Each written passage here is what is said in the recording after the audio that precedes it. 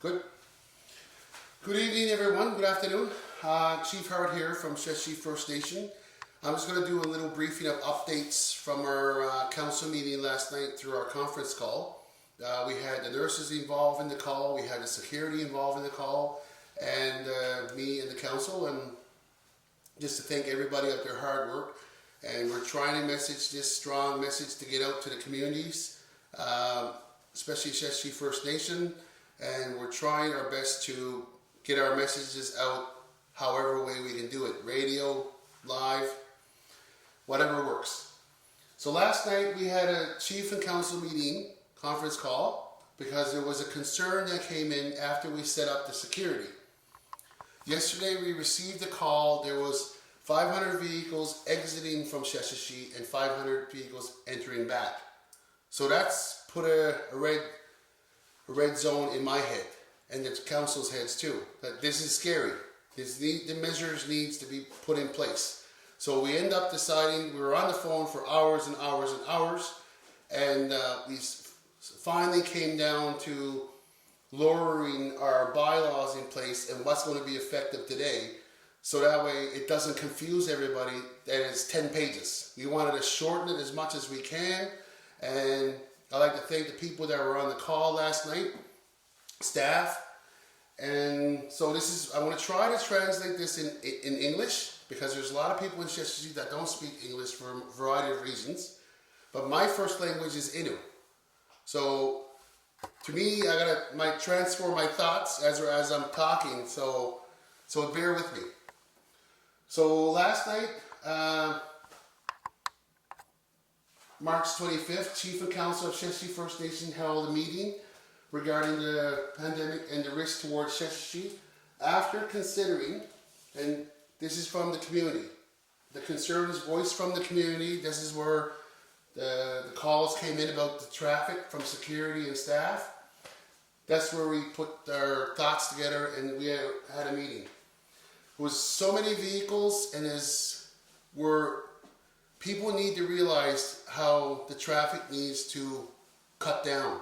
Like, as we know, everybody needs to stay home.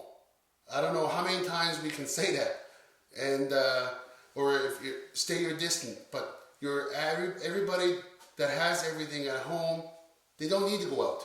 They don't need to go to Tim Hortons. Just stay home or go for a walk. So this is the traffic that we're trying to cut down in Sheshatshiu. But essential workers are allowed to go to work. Group home, emergency placement home, women's shelter, they're still open because they have to stay open.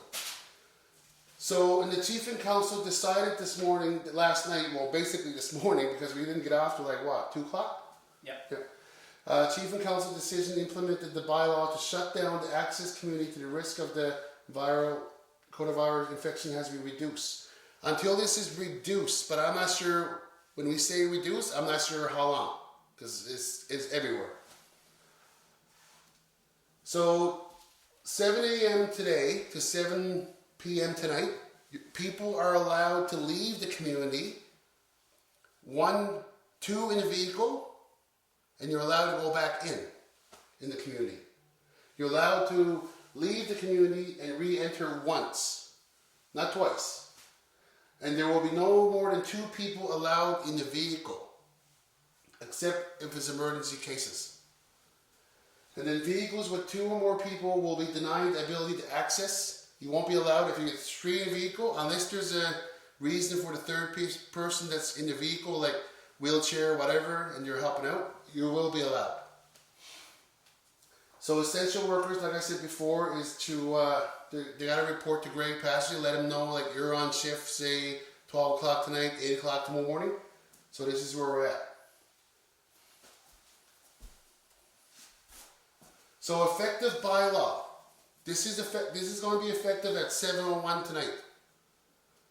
Thursday, March 26th. The regulations are to follow. People may leave the reserve for any reason. So once you leave the reserve, if you have no reason, you won't be allowed back in.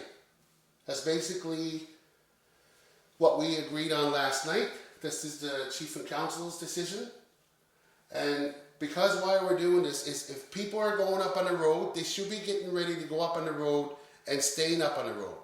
If you're up there, stay there. And it's not like you should be coming back every day for a reason. If you're up on the road, we try and stress that out all the time. Stay up on the road. If you're out with your family, fine, that's good. But people that will be allowed out due to emergency will be only allowed to re-enter Sheshatshiu. Only if you left Sheshatshiu for emergency reasons, you had to follow an ambulance. Ambulance, RCMP, they're not stopped from going in and out. That's their jobs. We need them. So that's still ongoing. But in order to get back in if you left Sheshatshiu, you got to have a good reason, and you need to call the band manager or the band manager designate. Until the risk of this viral 19 is going around, this will reduce the security and whatever measures we have in place. But at the moment, we're at the high point that we're not reducing anything for a while because of the measures that's going on across Newfoundland and Labrador and across the world. So I just like to get that out there because it's important for people to know how serious this is. We're not only putting ourselves at risk, we're putting our families at risk and our elders and our sick that's in the community. That's the important part we want to stress out to our members because we don't know. And like they say, we don't know where it is. And it's hard to justify the numbers we see on TV to say we're never going to have it. So we got to be prepared no matter what. I think that's important. So if you have any questions, maybe if you on the screens that I showed you guys, feel free to call me, 709-899-1282.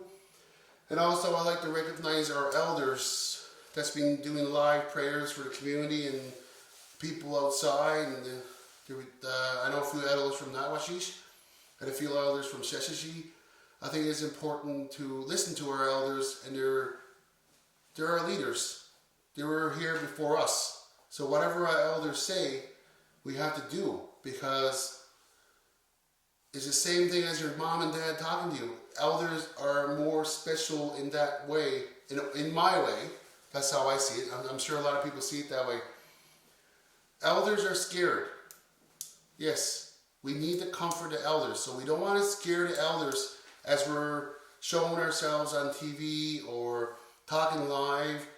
We're trying to get the message out how this is for real. This flu that's going around, the virus that's going around, it's for real. So that's the only message that we have. We're not trying to give everybody a hard time in their lives, stopping them from going, but we gotta do what we gotta do. But depends on the reports that we get, this could change again. I forgot to say that, if the reports are coming in like in the next few days, we can go back to this and change it again. So, but I just want to get the message out there what's going on.